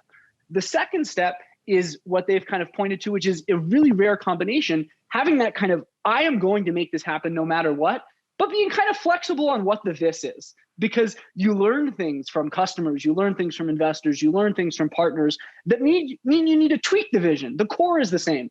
We are going to make energy dramatically cheaper. We are going to make food supplies radically more cost effective. We are going to make space accessible to everyone over the long term. That vision isn't going to change, but they've all changed a lot about how they're doing it, whether it's an underlying piece of the technology or it's which hires they're making, and they're constantly iterating and adjusting. And what that comes down to is zero ego, right? These three people are some of the most successful people I've ever had the opportunity to work with. And they come to me and talk about like, how am I getting this person to join my team? And they have no sense of how incredible they are because they're not focused on themselves. And this is what we screen for. We screen for persistence. And then we use your top six, your model of human needs. And we look for people who are motivated by growing and giving. If you're motivated by growing and giving and you're relentless, you will find a way to succeed. It may not even be in this particular company, but it might be in the next iteration of the company. I think 2 of the 3 companies we've backed with Bill are the 3rd or 4th iteration of that particular company. Yeah. And that's the core of it. There's a lot of little details, but persistence and being motivated by growing and giving. I thought of something, just thinking about entrepreneurship and listening to what everybody said. Definitely some of the incredible things about entrepreneurship. This is not required for success, but this is just what's so incredible about entrepreneurship in general, is you get to empower others. Like you get a chance to really empower others. You get to unlock human potential. Like you get to go to others in your company, give them an equity stake, and get them to do things they wouldn't have done otherwise. You turn them into owners. Like you think about if you go to a yogurt store and the person behind the counter is being paid minimum wage, or if the person's the owner, the different level of service you get because the person owns it. So you can turn all these people in your company into owners that think like that. And then a little bit what you're saying about your own learning, being an entrepreneur is one of the biggest opportunities for self-discovery and self-learning. Like you are always reaching, like maybe like rock climbing, a new obstacle, a new barrier that you have to break and learn yourself. Like you have to learn how to hire different people. You have to learn how to do the next stage of evolution of your company. Like you're always learning. So if you like learning, entrepreneurship is incredible because it's just going to always be throwing new things at you a little bit. Sometimes they're not the things you asked for, but they always cause you to learn. And that just makes it so exciting. It's so rewarding just because you learn something every day. Now, learning never stops. Tony, you've anticipated my next question, which for all of you is, I'm curious, and I know it's hard to do this because you've built multiple companies, built 150, right? Mikhail, 3 or 4, Jason, all that you've done. But what would you say is one of the single most important lessons you've learned in pursuing creating a world transforming company? It's different if you're just trying to compete in the marketplace with other people, or you're just trying to do something someone else has already done a little better. What's one of the most important lessons you've learned that will continue to guide you, that you've learned thus far in building your companies? And maybe I'll start with you, Bill, because you've done so many of them. Well, I think you touched on it already. You start off with a particular passion and vision, and it's not going to turn out like you planned. Yeah. You need to keep that mission the same, otherwise you're giving up and making a different business. Yeah. But it's not going to be the way you initially envisioned it, and you have to have the flexibility and adaptability to adjust to what the market is telling you. There's that great Mike Tyson line about everybody has a plan until they get punched in the face. That's right. And I actually feel that applies to business. Your customer punches you in the face. Like, you go out with this idea, and then all of a sudden the customer comes in, and it's like you need to rebound from that, look at where that punch came from, figure out how to not get hit by that punch next time, and adjust. And if you give up after the first punch, it's over. But if you adapt and have a new stance and have a new path, you can go, again, that zigzag path, you can go back to where you were trying to get, but it's not going to be the way you expected. So give us an example, if you would, of a punch that you got from customers, either by their not buying or stop doing, and then how you adapted and it became successful. So I had a company called Knowledge Adventure. We were making educational software for kids. I had a passion. This was in the 1990s, right? Is that right? Yeah, exactly. Steven Spielberg was an investor, and we had all this great vision to help kids fall in love with learning, and it just wasn't working. We were making these great products. We poured our heart into it, but people just weren't buying them at enough rate to keep the company going. So in a Hail Mary, save the company move, all 65 employees went out into the retail stores on Christmas time and just stood in the aisles and demonstrated our products. We just walked our way in the store. We bribed our way in by giving a box of donuts to the guy at the front door to say, hey, we're here to demo. Like, we hadn't had permission. We were just there to demo the products. We opened up a laptop and started demonstrating. And these were CD-ROMs in those days? Or CDs? Right. This is like a CompUSA and Egghead software and Fry's and stuff like that. Yeah. And what we saw in the aisle, well, one, we could boost the sales when we'd show up, but we only could go to 65 stores. There were 2,000 stores. We couldn't cover all of them. But we boosted the sales in those stores. But what we mostly saw was people picking up our product. A mother would pick up our product, look at both sides of the box, and put it down and walk away. We're like, gosh, she's got kids. She's the perfect product for her. Why aren't they buying it? And we realized our messaging was bad. Like, we weren't really conveying on the packaging. You couldn't try the software. There was no internet yet. It was 1993. No browser yet. No Netscape even until 1995. We weren't really communicating what was the benefit, even though we had our heart in that. We changed the name of the product from Knowledge Adventure to Jumpstart Kindergarten. Give your kids a boost on kindergarten. And now, instead of being for all kids and the parent wasn't sure if it was right for theirs, now it was good for 5-year-olds, like just 5-year-olds. If you have a 4-year-old, you're going to buy this product. So we narrowed down the focus so much to focus on only 1 year, but the product took off like crazy. And we got punched in the face by customers saying, I don't understand what you're trying to tell me. And we just changed our messaging to bop them over the head and explain what we were and what we were trying to do. And we took off like crazy. We sold 20 million copies. 20 million copies. And didn't you sell like first grade, second? Yeah. So after having success with kindergarten, we made a whole series. We made Jumpstart Elementary, where we had one grade K through 6.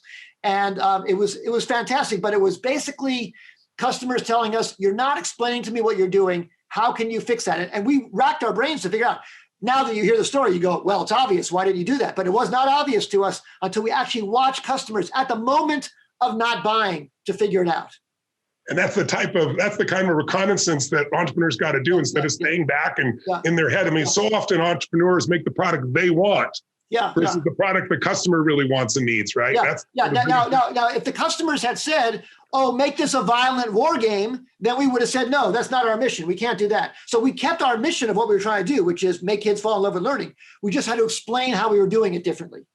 And you sold that company for a nice profit too, didn't you? Yeah. No, we sold the company for $90 million a few years later to Vivendi. So it worked out very, very well. But the company went from almost going out of business to successful sale in just a few years, but only by listening to the customer.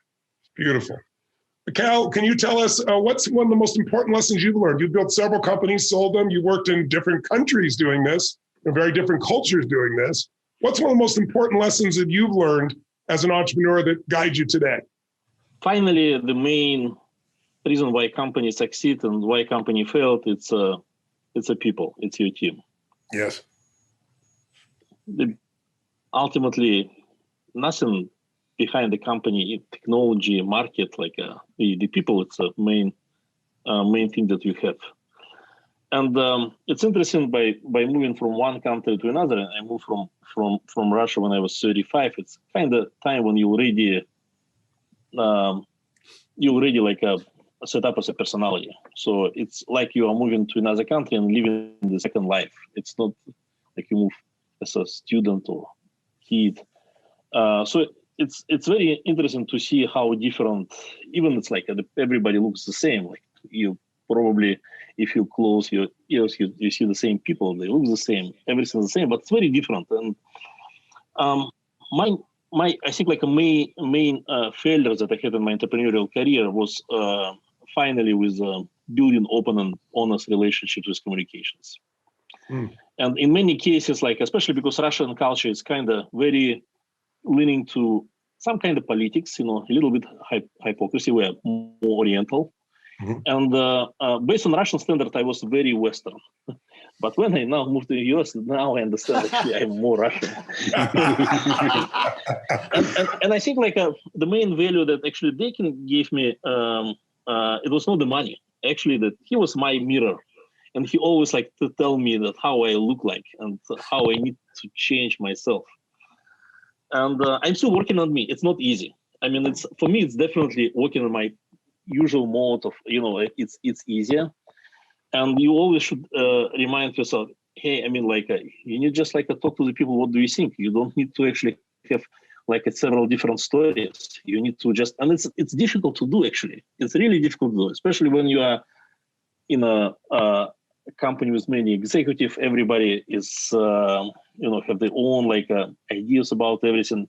You don't want sometimes to heard personally these people, and it's hard. It's really hard because especially you like these people, everybody, and value of like open communication that finally need to come from you as a leader of the company. It's extremely, extremely important, and the larger company is more important because when a small company, you can play, you can keep in mind everything, but when it's big company, the culture runs the company. Yes. And if you do not create this culture, then it's a recipe for failure. So I think like my main lesson, it's still I'm learning this lesson. I'm still trying to be the great entrepreneur and the leader of big company. I hope I can come through this, but it's real work. Well, I hear three things then from you here. Well, one is I hear the right people in the right seats, right? Because we all know what that's like to have good people in the wrong seats. And it's like, you can have a situation where I've seen it as an investor and as an owner of companies. You get, a really great product and the wrong team, and they'll mess it up. You get a terrible product and the right team, they'll change the product or service, and they'll find a way to succeed. So it's that. But then the capacity to attract those people is the vision that was talked about both by Bill and Jason and Dakin, the ability to have that vision that can attract those quality people, something that's pragmatic and real. But then, as you said, that requires you to keep growing because, there's that rule of 125. I'm sure you've all heard, right? That's why the Army is organized the way it is, military. When you get beyond 125 people, and it's a research shows, I don't know, the 125 is exact. People don't know each other as much. It's different culture, different community. So it's a big company, as you said, creating culture, the philosophy that drives all decision-making. Because in the beginning, I remember my companies, they'd say, well, what does Tony think? And what I had to train people to do is what's right. And once they knew the values and knew what's right, and the culture shifts now, I went from $50, $100 million companies to now we do over $6 billion across all these different industries and all these different employees, but there's a common culture in all those pieces.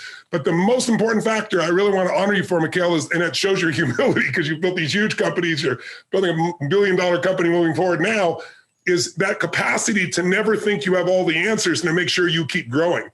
My original teacher, Jim Rohn, was just brilliant in this way. Because I remember I asked him one time, I said, I have 4 fathers. And I said, we never had enough money for food. You know, one of the reasons I feed 100 million people a year, 100 million meals here in the US, and I created this 1 billion person challenge that we're 700 million meals now in 6 years. But I'm now doing this challenge for the whole world to feed the next billion. But the whole drive was, how come my fathers work so hard and we don't have money for food? And Jim Rohn said something really interesting. He said, Tony, your fathers have not worked hard enough on themselves. They've worked too hard on their job. They've not continued to improve themselves. I remember when I was doing Money Master Game, I asked Warren Buffett what the single most important investment he made in his life was. And I had these ideas in my head of, I knew all the different big investments he'd made. And he said, it's what you do. And it's what you're talking about. He goes, the best investment I ever made was in myself when I went to Dale Carnegie. He said, because when you invest in yourself and you keep growing, there's no limit to the impact that has. And putting an investment in a company is nice. He goes, but learning how to speak and communicate and expand. And then Jim Rohn said to me, he said, your fathers, I'm sure, are all good men. But he asked me what they did. And one of my fathers, my natural father, was, worked in an underground parking lot. And before automation, he used to take people's ticket, count it up, and make the money exchange all day long, day and night for 41 years. And he never had enough money. We didn't have money for food at times.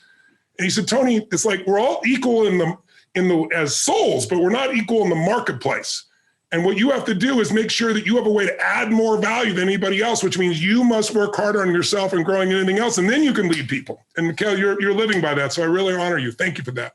Jason, you understand the question. You've had a lot of lessons on both the medical side, helping the most complex thing, human brains, and now working here in agriculture and feeding people. What's the difference in your experience between those who dream and those who actually live the dream and actually make it happen in enterprise? There's one thing that came up for me even before I talk about the most valuable things in building an enterprise. There's one thing that came up in what you just shared, Tony, and reflecting from Mikhail, this difference between values and virtues. Yes. Values are what you believe, and virtues are what you manifest. It's your behavior. Ben Horowitz does a great job with this in his last book. What you do is who you are. And that's a question I ask myself every day, is like, who am I by the actions that I'm taking? And that's a little bit more about the working on yourself. What are my virtues as opposed to what are my values? In terms of building an enterprise, as I heard Bill sharing with his experience on Jumpstart, my mind. So we're 15 years later, more than 15 years later, where the value of learning, I think, has only been underscored by all of the different platforms that exist on the internet to allow you to learn. And so, you think about that, in that fast forward context, it's like, well, the vision there is, so Jumpstart started as a way to learn, and had this immediately executable opportunity in Jumpstart Kindergarten. But what we know is that everybody wants to learn. Everybody wants to be better. That the vision for learning is infinitely scalable. And I think that's what differentiates good companies from great companies. Good companies have a business plan, have a market opportunity, have a customer base, and they execute on that. They're a good company. They're profitable. Great companies have an infinitely scalable vision with very clearly executable market opportunities. You see bad companies that have an infinite market opportunity and no executable vision. Yep. Right? You see that in a Theranos, for example, right? Like that's kind of now the case study of a company that had a fantastic, compelling vision, but didn't have a clear next step, didn't know how to put one foot in front of the other. And that's what makes great companies great, is you have this infinitely compelling vision, but at the same time, this very clear and sober view on what's the thing I need to do right now. What's the opportunity I can be profitable in right now? That's great. That's succinct and clear and couldn't be more accurate. Thank you for that. Dakin, you're the final one wrapping up this question. What do you see as the difference? You see so many companies, so many entrepreneurs, so many visions that go unrealized, or they begin only to end in short, versus the ones that continually add value and continue to find a way to expand and grow and add value. What's the difference? Well, I want to first just comment on what both Jason said about values and virtues and Mikhail said about culture. I think one of the proudest moments I've ever actually had as a business owner is when people on my team, like my assistant, has come to me and said, hey, like, you're doing something that's not consistent with our culture. And having your team so on top of the culture and the values that you've promoted that they help you realize when you're messing up and when you're not living up to the highest standard. And I think it's just a cool part of the entrepreneurial journey if you can really nail it that way, so that it and if really you're, and is if you like got enough humility to actually hear it, and not be pissed when someone tells that to you. They said it less directly than I just said it. Okay, I was able to hear it. I think on a tactical level, one thing I've seen a lot of entrepreneurs mess up is they don't know the difference between the things that need to be the breakthroughs for the company versus the things that they should follow, your phrase, success leaves clues. And we don't need to reinvent the wheel here. There's a lot of stuff in a business that you don't need to reinvent the wheel. You need to go out and figure out who is doing this really well. The place people get caught up is they want to feel important. They want to feel unique. They want to feel significant. And so they go try and spend a bunch of energy redoing things that other people have already figured out really well. And it's not energy that's going towards the one focused area that needs to be the breakthrough and needs to be the differentiator. Yeah. So it's really concentrating on where the breakthrough is and not reinventing the wheel on wasting time on others and get caught up in the emotion of having to make it so personal. It's making what's personal what matters most. Really cool. I'm going to ask you one more question here, and then we're going to go deep. And for the people listening, we're going to go to each of you, go deeper into your companies, which I think people are going to find fascinating. But let's start one last on the universal level. I could probably end the podcast with this as well. But there's so much negativity in the press and the media. We know that there's nothing wrong. Media are good people. They work their tail off, and they have, I think, good intent. But the problem we have today is the economics of news. The news is no longer about informing us. Its purpose is to startle us.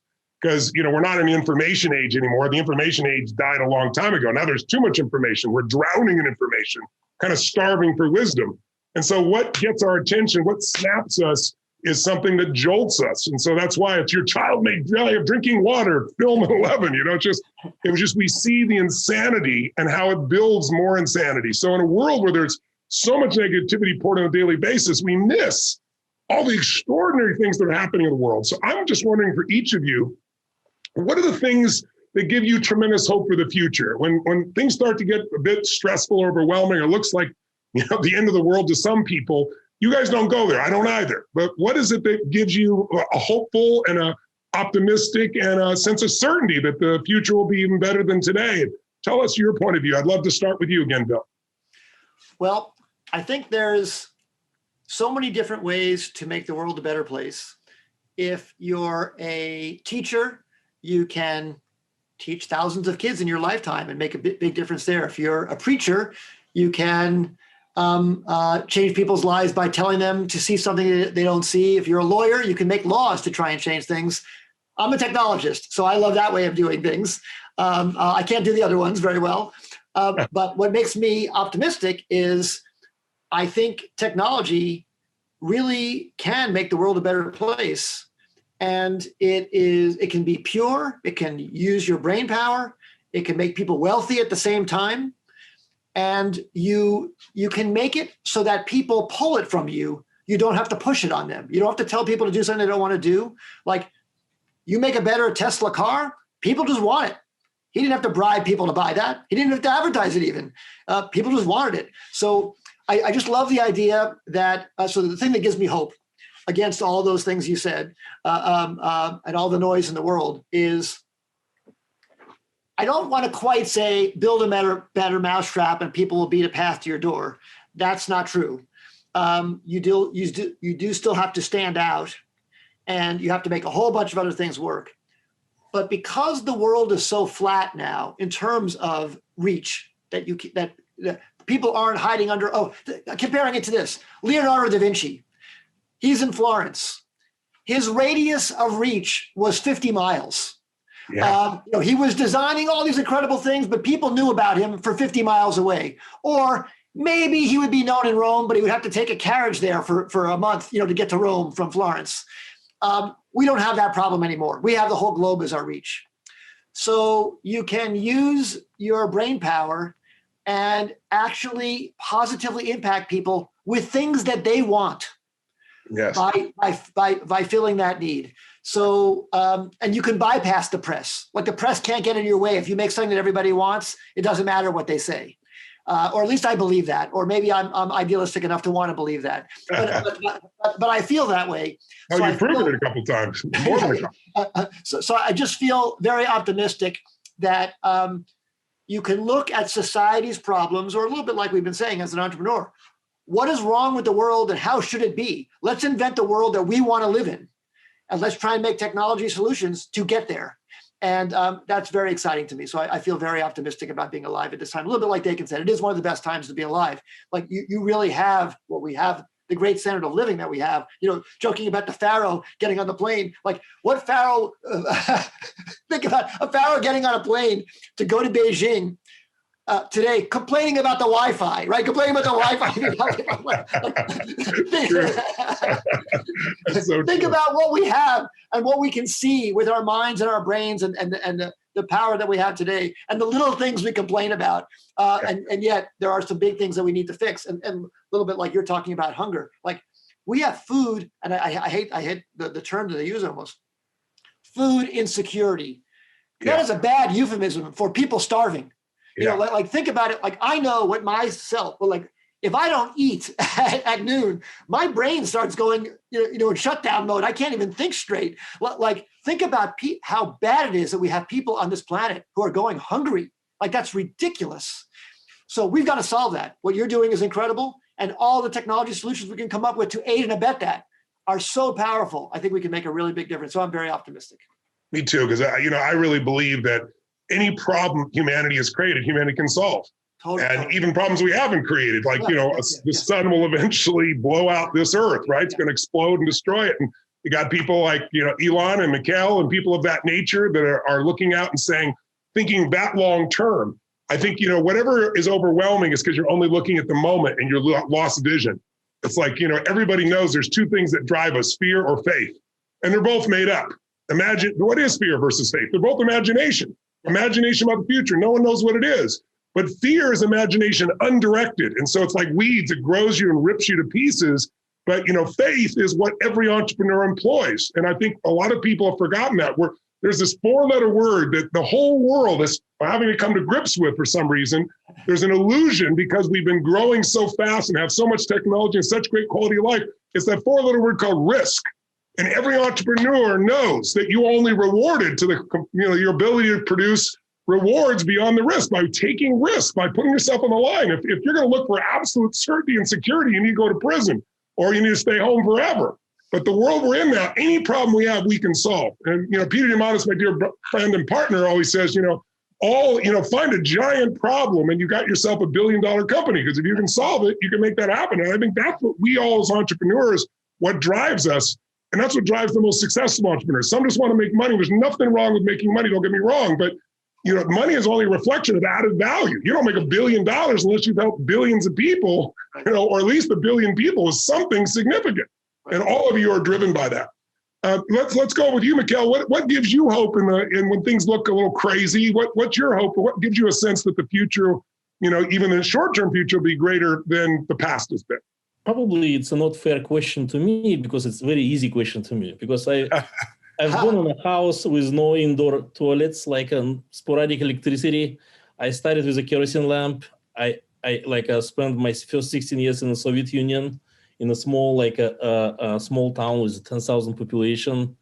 So, and I see how the life around has changed. Even let's look on Russia, which kind of now run by by Batman. Let's put it this way.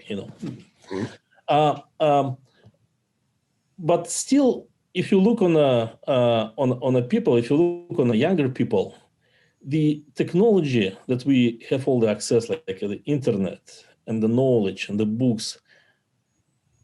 I mean, I have all the hopes. It's actually very difficult for dictatorships become sustainable in the new world, because people is educated now. People know what's happening in other countries. My grandparents never been abroad. My grandparents didn't know what's happening in another country. But now people, except maybe for few very totalitarian countries which kind of created medieval regimes like Northern Korea, people everywhere know what's happening. And I think this actually gives us a lot of hope that society is moving to the right direction and technology helping us. I mean, there are some bad things that happens, like in China with Uyghurs when they use technology for concentration camps. But I think the general direction is it's very good, and I think we will be seeing the better society in the future that will be open to humanity, open to unlocking the power of each individual man, be fair for people who is weak and cannot not capable, but at the same time stimulating people to achieve new horizons.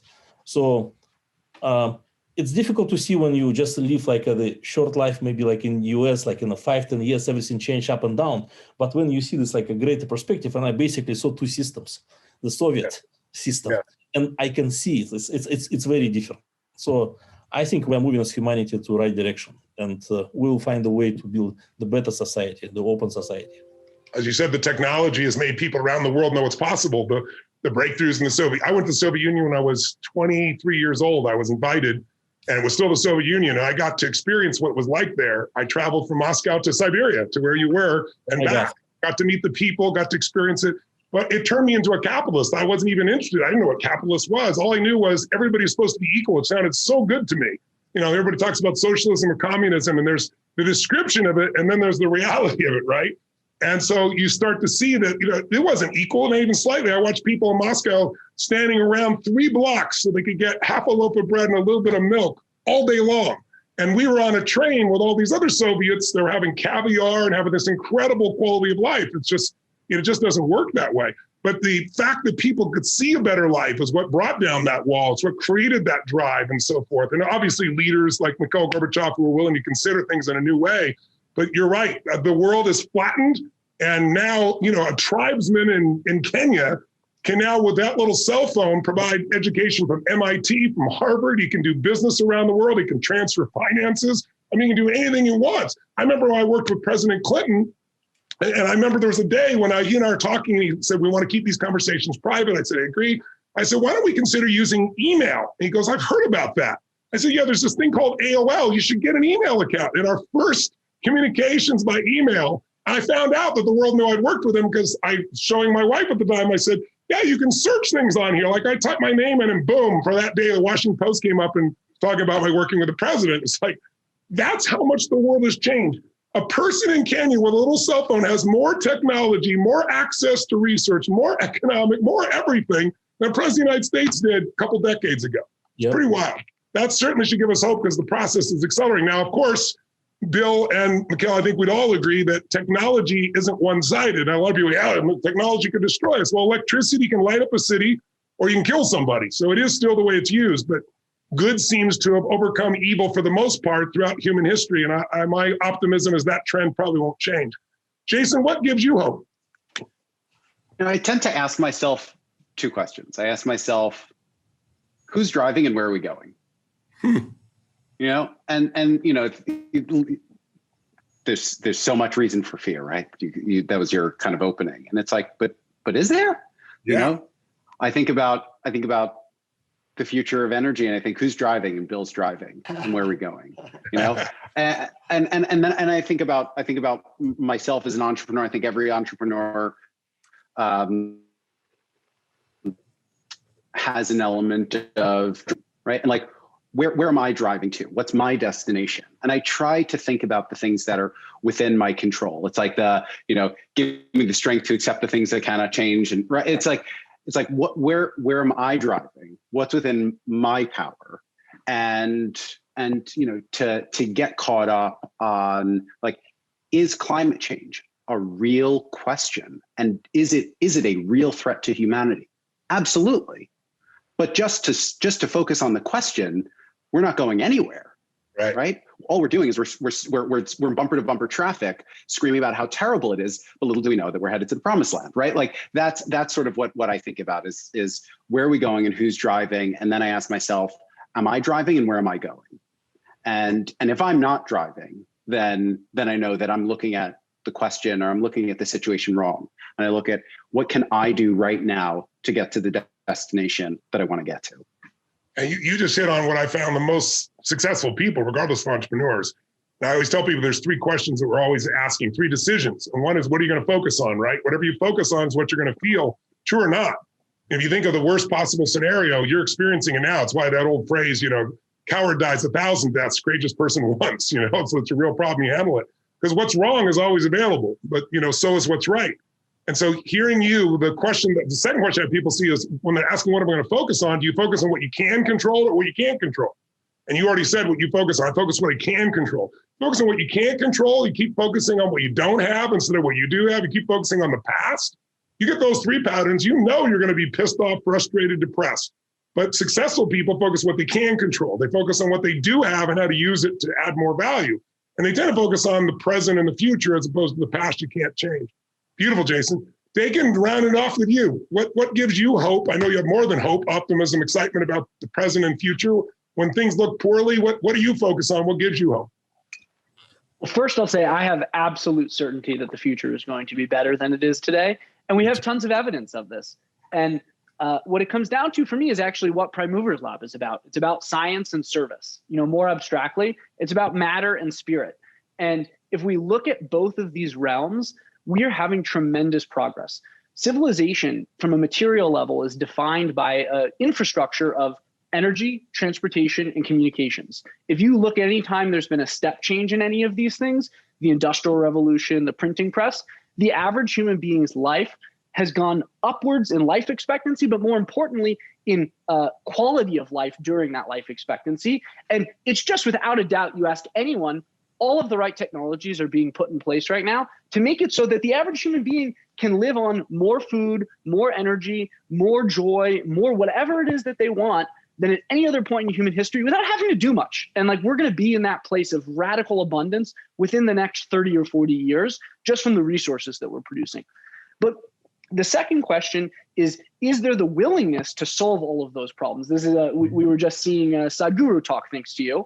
And he talked about how we have to have the willingness. And what that boils down to is the level of consciousness, the piece of spirit. And if we look at what is happening in the world, you held an event with hundreds of thousands of people, maybe even 1 million people earlier this year. The number of people that are interested in raising their consciousness, the number of people that are pursuing meditation, pursuing spirituality is unprecedented. And these things actually go hand in hand, right? In a world, at least in the West, where people are freed up of maybe some of the day-to-day drudgery of a particular job, there is more time to invest in themselves. There's more time to go after what is life really about for me in the big picture. And I just think the media is not showing us an accurate picture of what's really happening in a person's day-to-day life. Just to say it simply, I watched the movie Love Actually with the family during Thanksgiving, and you look at everyone greeting each other in an airport. You look at everyone welcoming each other home. And there's just a level of love that most people actually have in their day-to-day life. That's not what the stories are in the news. And you take that plus the power of technology, we are going to have unbelievable lives. There'll be ups and downs, but we're going to have unbelievable lives beyond anything most of us can imagine.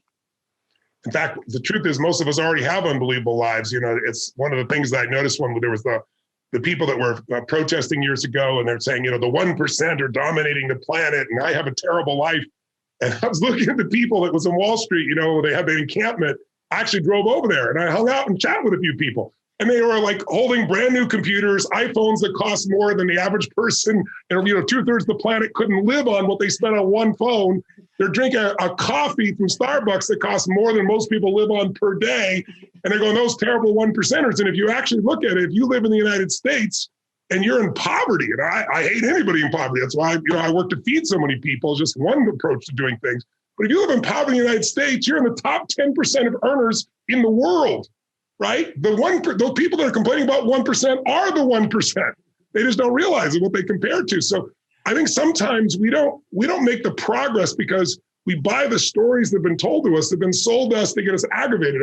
Anyone who's watching this right now or listening to this podcast, if you haven't watched The Social Dilemma, please do.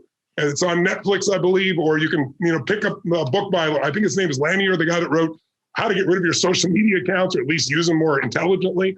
And we're like lab rats for a group of people that are basically getting paid to keep us online through dopamine hits by reinforcing what we believe and then pissing us off so we stay online longer. we have an incredible life now and an incredible life in the future, but we got to wake up to it.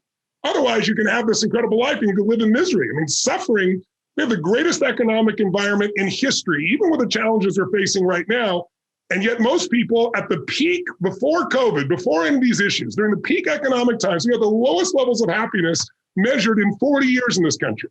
Because what happens is people start expecting, it's like this, the phone you have, people banging on it, like, it's not doing it fast enough. It's going to a satellite, give it a moment. It's just like, we've turned our lives into all this expectation, which makes us miserable instead of appreciation, which is what makes our life rich. So let's shift now. We've been going for a while here and our listeners have been with us. And I hope they've gotten some great understanding of what you're doing generally, but also the principles that have made you all, build companies that can literally shift the quality of life here in the world and made you plenty of money, billions of dollars in some cases for your companies. Let's go back now and let's hit each of you for a few minutes, if I may, with just 3, 4, 5 questions each. Just go a little deeper. And I want to go back to you, Bill, if I may. And I want, if you would, give us, what it is that made you start Idea Lab. Like, what was the conceit of that? Because there weren't a bunch of, people out there, building incubators. You want to be first in the world, and you're the longest running one. What was in your mindset about that? What made that such an important component? And then if you wouldn't mind, share us just one story, because you and I have talked about this before personally, about Google AdWords, which, you played a huge role in. But the story is really interesting in terms of the ups and downs. And just a few minutes of it, I think, will inspire entrepreneurs or anybody even considering being an entrepreneur, and also give them what you said earlier, which is what you start out as thinking it is, it ain't one of what it's going to be. So would you share a little bit of that for us? I had started a company after college that was acquired by Lotus Development. And then I started Knowledge Venture, which we talked about, that was acquired by Vivendi. But just before it was acquired, it was 1995, and Netscape had its IPO. And the browser, there were 30 million browsers in the world, 30 million. Think about how low a number that is when you think about it now, because there's 4 billion people with connected phones and maybe more. 4 billion is probably an old number. But 30 million people who you could communicate with directly through a browser. And I thought that was the most amazing thing, because all my prior companies, I had to go struggle to get each new customer, either through a retail channel or through advertising in the yellow pages or putting up flyers. Like, my reach was very small, sort of like Leonardo da Vinci we talked about earlier, very small radius. All of a sudden I could talk to the whole world, 30 million people. So I thought, wow, there's so many things you can do. You need to make a yellow pages online. What about buying cars online? What about this? And I thought, boy, there's an opportunity to reinvent many businesses. I don't even know which one I should start first. I don't want to start one of them. I want to start all of them. So what about if I, instead of being a serial entrepreneur, which I was, maybe I could become a parallel entrepreneur and do them under one roof. And what I would do is prototype the ideas, recruit great CEOs to run each one of them, put in the seed capital, help them grow and build the businesses. And I would try a bunch of them. Some of them would fail, but I thought, this maybe would be a way to encourage more people to take risk, your 4-letter word, because what happens if one of them fails? Well, we'll just start a new company. So I wanted to try and have a safety net of risk so that you could take that chance on a new idea. But if it doesn't work out, it's not that bad. It would not be a scarlet letter. Already, by the way, in the United States, we have way less of a scarlet letter on failure than, say, in Europe or in other places in the world, where if you fail, sometimes people don't want to back you a second time. I actually view failure as a badge of honor, not as a badge of failure. It's a badge of honor if you learn from it. If you didn't learn from it and you ignore it, it's failure. But if you actually learn from it, so that gave me the inspiration to start Idea Lab. We would start 10 companies under one roof. We'd try it for 1 year. We'd see if it would work out. Well, of those 10 companies, a few of them went on to be very successful. That allowed me to keep funding it and keep it going. And now 24 years later, it's still running, because that fundamental concept of putting things together, learning from each of them did work. So, and how many companies, we've talked about successes, 150 companies. It's incredible. Yeah, but 60 failures. I got that's all I want people to know. And by the way, that's an unbelievable ratio. That's like being one of the greatest batters in history, right? Because it doesn't work that way in Silicon Valley, but you managed to do it. What do you think? Why have you, of course you've had the failures, but why do you think you've been able to help so many of them succeed? Well, we've gotten better over time because we've learned some of these lessons. Yes. Some of the lessons I already talked about if your product doesn't have enough differentiation, you're just competing with everybody else, and there's not enough. If you don't find entrepreneurs with enough passion, you have to have that vision so you can stick with it through. Timing matters a lot. Sometimes you just have the unfortunate luck of timing. A recession comes and hits and wipes out 5 companies. I mean, like 2008, 2009, that was awful. The companies, some of them were actually doing very well, but they just couldn't raise any more money. So bad timing wipes out companies. Probably the biggest one, though, is timing in the other direction. Is the world ready for your idea? Yeah, if you're a pioneer with arrows in your back, right? Oh yeah, you start out and maybe it's even going to be a good idea in 5 years, but can you make it 5 years till it's a good idea? So, but that means maybe taking your money and spending it more thoughtfully to last 5 more years till the world's ready for you. A lot of times, entrepreneurs, teams, they're in a hurry.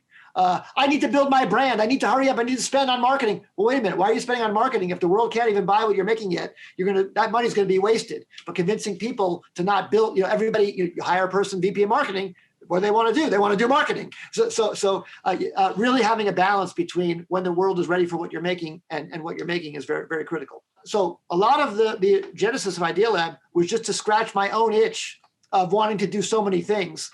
And one other, which is it's very, very important for a company to focus. Focus is a big, big deal. Yeah. We didn't talk about that earlier. Yeah. You need to be laser focused on what you're doing. Like you got to pick the thing you're doing. If you want to be better at it than everybody else, it's a little bit like if you want to win the Olympics, you better be focused on working out and trying and learning and getting better and better and better. Well, that's true of a business too. You got to be focused. But I wasn't focused. I was unfocused. I had a lot of different ideas and I wanted to do all of them. And I learned that at Knowledge Venture got better and better the more focused I was. The more things I shed that were off focus made Knowledge Venture do better. So I realized the only way I'm going to succeed as a human being with my unfocus is to build individually focused companies, which are laser focused on their target, but I could be more like a bumblebee and jump around to each of them and pollinate each one a little bit. Yes. And maybe Dakin, that's what you do now. Dakin, you have an ability to help many companies, and then you, Tony, you help millions of people, right? You're able to spread. So I thought Idea Lab would be a construct to allow me to do what I want to do, but still have companies that individually are successful. So that was my story for that. The story of goto.com/overture/AdWords is a wild one. Please share this. I want you all listening to this because this is such an instructive story about your ability to navigate through things, as well as all the things you talked about, timing, et cetera. So please do share. It's 1997. Internet is still young. We've got about 20 companies in our portfolio. They're all trying to get attention on the internet, buying ads. AOL would charge you $3 million to buy the gardening section, and they wouldn't tell you how much traffic you're going to get. They wouldn't tell you how many page views you're going to get. They wouldn't tell you how many clicks you're going to get. It was ridiculous. And I was telling our CEOs, you can't do that. You need to know. The whole point about internet advertising is it should be accountable. You should know what you're going to get. And Yahoo was doing the same thing. Yahoo was charging on a CPM basis, cost per 1,000 ads, not telling you the quality of the view or anything like that. And this is for everyone to realize this is prior to Google doing anything. Yahoo was the driving force. Some people are too young to even know it. Yeah. People thought about search. They thought of Yahoo in those days. No one does. Yeah. So the only way they were showing the search results was based on the frequency of the word on the page. So in other words, if you type in the word cars, looking for a good website on cars, the website that would show up higher was the one that had more occurrences of the word cars on it. So everybody figured that out. So all they would do is put the word cars on the page to get higher. So everybody was in a spamming war to get more and more spam. So I started thinking, how could we come up with a way to fix that problem? All of my companies want to buy cost-effective clicks. They all want to pay on a click-through basis, not on a CPM basis, and not $3 million for 3 years with unknown traffic. And we had this idea, after trying 10 other ideas through all of 1997, that none of them worked. We had this idea, what about if we charge on a click-through basis on each keyword? What about if we have an auction for every word in the English language and in every language? So on the word cars, websites could bid a click-through price, and the higher they bid, the higher they would show up. Well, that means you're just paying money to get the people to come to your website. Well, yeah, but if you pay money, you're not going to buy the wrong keywords because you have to be valid on cars to pay for the word cars. And so I came up with that idea, and everybody argued against it. Oh, that's ridiculous. You can't charge people for search listings. You can't charge people a search engine. I said, well, wait a minute. Yellow Pages does that. That's how you get ads in the yellow pages. The bigger ads show up first, then the smaller ads, and then the listings are at the end. Why don't we just be very transparent about what we're doing and tell what the cost per advertiser is and display it? So we did that. We started that in February of 1998, little search engine called GoTo.com. You go to GoTo.com, you type in a keyword, and all the listings would be sorted by price descending, and then the regular listings would be at the bottom. So we still would show everybody. It's just that you could show up higher if you bid more. What would happen was better results would rise to the top. They actually would, because you couldn't afford to pay 50 cents a click if you weren't relevant on that keyword, if you weren't actually delivering promise on that keyword. Right. Businesses loved it because they could all of a sudden have transparency in what they were buying. So we got a huge flood of business. Revenues took off like crazy. And soon, actual searchers loved it because they were getting valid businesses. They weren't getting spam anymore. Company took off like crazy, went public in a year, went to over $1 billion valuation. Unbelievable. We were doing hundreds of millions in revenues. And then in 1999, Google came out. And Google came out as a search engine with another way to improve relevance that was brilliant. It was called PageRank, after Larry Page. And it was based on link strength.